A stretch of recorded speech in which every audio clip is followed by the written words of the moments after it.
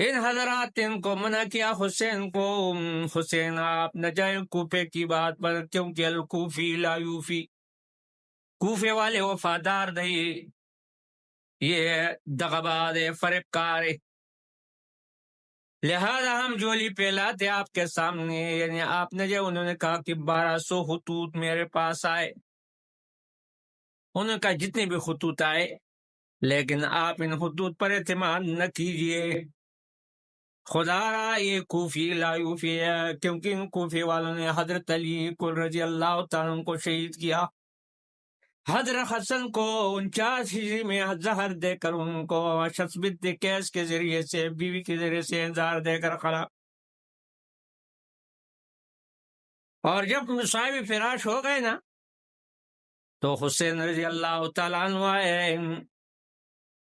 یہ بالکل 12 سال پہلے کا واقعہ ہے حضرت حسین سے، حسن کا، 49 ہجری میں. تو حسین رضی اللہ تعالیٰ عنہ ہے سیدنا حسن کے پاس رضی اللہ تعالیٰ عنہ. انہوں نے کہا اے بھائی کیا ارادہ ہے؟ انتقام کا ارادہ ہے، بدلہ لینے کا ارادہ ہے؟ اس نے کہا نہیں بھائی، لا اريد الانتقام، انتقام لینا نہیں چاہتا ہوں، بل اريد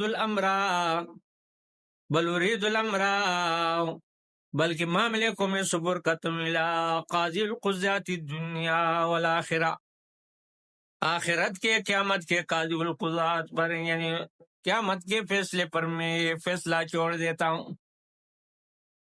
اور انہیں کہا اے میرے بھائی، حسن نے حسین سے کہا پہلے بھی 3 بار مجھے زہر دیا گیا ہے، لیکن وہ اتنا سخت نہیں تھا، اس سے مجھے اتنے تکلیف نہیں ہوئی جس طرح اس بار زہر دیا ہے کہ میرے انتڑیاں ٹوٹ گئی ہے، تش کے اوپر تش لگتے تھے اور اوپر سے وہ جاری تھا.